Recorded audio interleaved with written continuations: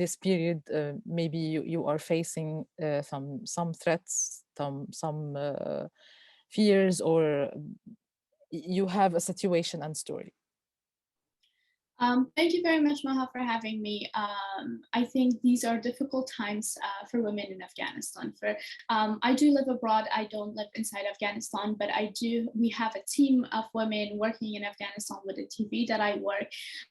But we also have other people that are working in media in Afghanistan, presenters, women, men that have been working, and their lives are in danger right now. They risk their lives every day, whether they live in the capital city or around Afghanistan. They risk their lives to basically just to go to work, leave their house and go to work every day. It's a threat for them, considering the current situation in Afghanistan, considering the fact that they are against a terrorist organization, like the Taliban, that's against humanity, against any sort of education and progress in Afghanistan, and for women and for men in Afghanistan. And we have seen recent examples of so many journalists being assassinated since 2019, actually. But the Taliban denied that throughout the year, but now we have seen that they actually go on Facebook and they condemn the killing of journalists' assassinations, and they take responsibility for it. And that just happened about a week ago, I believe, where a very big media person in Afghanistan was assassinated, and the Taliban took the responsibility for it. So considering everything, when I speak with women and men that work in Afghanistan, that work in the media, it's a fear for them. It's a big risk for them.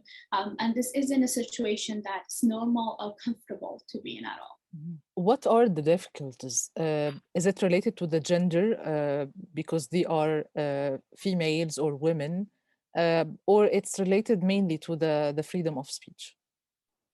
To both actually. When we see in gender, we have to keep in mind that Afghanistan has been a very progressive society, and we have seen that in the past 20 years, women have worked very difficultly to be able to get their rights, to have those freedoms, and they enjoy it, and to be able to go to the workforce.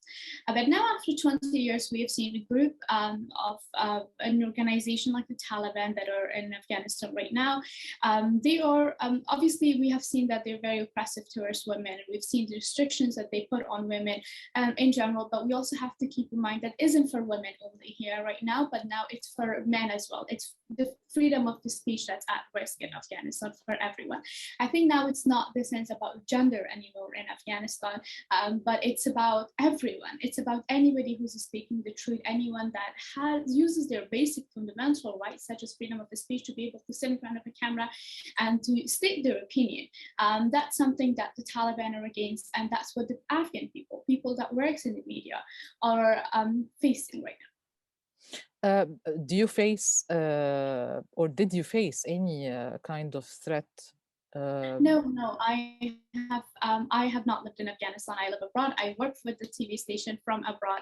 So on that sense, fortunately, I have not, but we have to keep, but we do have other women that works not only particularly with our TV, but in our media stations that have faced threats. We have to keep Zan TV, One is TV, basically the one that I work with, is the first TV station for women. So, and considering that the Taliban are against any kind of freedom of speech, any kind of freedom for women, even the basic freedom to be able to leave your house, that's something that Taliban have a problem with when it comes to women. So it is definitely a big risk for all the women and men that work in Afghanistan and work in Zan TV. That's a problem that I face. So you don't receive any, because you're active on social media, don't you receive any? Okay, so that's different. Yeah, that's a different part. That's basically the hate that we receive on social media. I have received so many of those comments, like hate comments and comments where what we're doing is not correct or this and that. But you know what? I think when we compare that to what's going on and what women face in Afghanistan, what people in the media face in Afghanistan, that is, it's nothing. Honestly, what I see is like from social media, it's like a bunch of people who sits behind a computer. You don't even see their faces behind the screen. They send a hate message or something. But when I think about the women in Afghanistan, the people who work in the media in Afghanistan, it's actually their lives. The people who are against them, who send them a threat, are not just people behind the screen. They are people in the country country, there are people around them. You could be leaving your house to go to work, but one of those people that hates you or sends you a hate message could actually stand right in front of your face and assassinate you, God forbid. So that is a situation that people face. So definitely that is much bigger threat and important to talk about. Why women are now afraid of Taliban, and this is after the withdrawal, the full withdrawal of the US troops and the coalition troops from Afghanistan. Why this happened? Why they raised the flag and they said that we are afraid of Taliban, and despite they maybe participated with them for the first time in negotiations?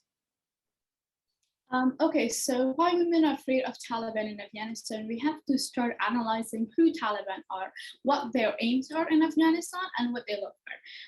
A very well example is the 4 years from 1996 to 5 years from 1996 that the Taliban were in power, that they were in Afghanistan.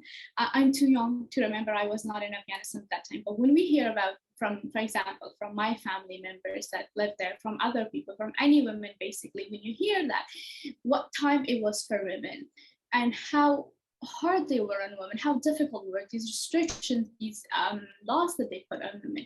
So that was not a time for any woman to even be able to show their face, to show your identity, basically. Women were first to put on a burqa, for example, at that time, to not be able to show their faces, to not even be able to leave their house, let alone to be able to get an education, let alone to be able to work at all, right? So that's something that most of women went through, for example, mothers of so many Afghan women that are in my age right now. But when it comes to after that, women for the past 20-something years were able to enjoy their freedoms. There are young women in Afghanistan that never lived through a Taliban rule in Afghanistan. There are women that just went to school. They from grade 1 to now that they're university, they graduate. They never went through what it was like to live under the Taliban. They've only heard about it, but there are women that also lived at that time. So when all these things happen right now, so Taliban have been fighting and here and there since for the past 20-something years in Afghanistan. And we know that, but now that after the US withdrawal and how they've got these big platforms that they were basically kind of groomed by everyone around the world, but the negotiations were something of Americans. That was not some part of the Afghans. But obviously, as you know, in Afghanistan, people want peace. They want peace. So they took that opportunity and they've taken every single opportunity to be able to bring peace in their country. So they took the peace negotiations opportunity to be able to sit down. We've had amazing women who sit in front of the Taliban, but unfortunately, those peace negotiations are clearly not very successful. But now that women raise their voice, women are a lot more stronger or able to at least broadcast their voice more than they were back in the 90s.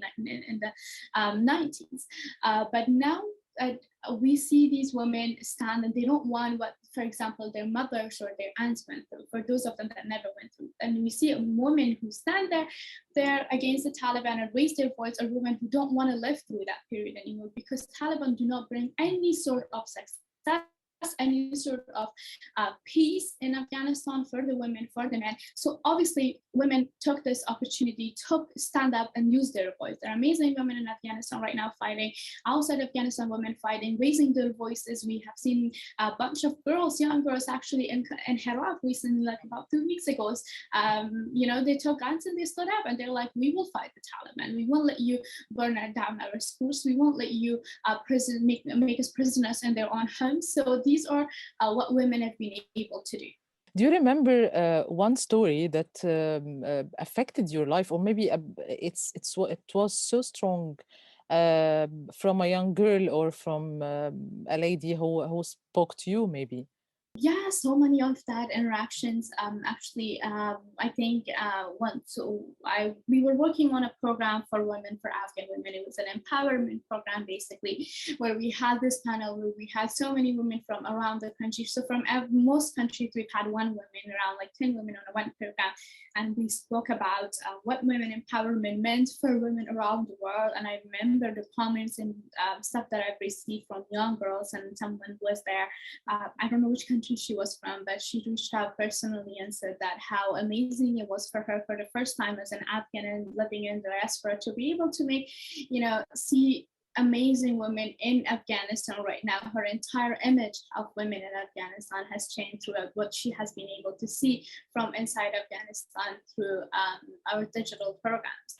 And it was very interesting to me because I also grew up in the West, and I know what it is like to live here and what perception, how we see women outside, and what there's so many misunderstandings and misconceptions in between that no one ever speaks about it. So being that bridge and bringing those connections and connecting these women from around the world definitely gives a very new perspective. And I have been very lucky to be able to work on such content and to be able to voice that.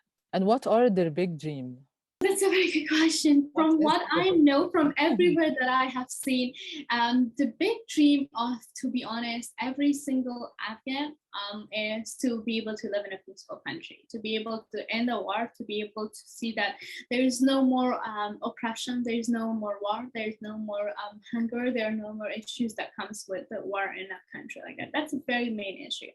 But I think the dream of women, that's an excellent question, and that just gave me an idea of what we could work on our basic program.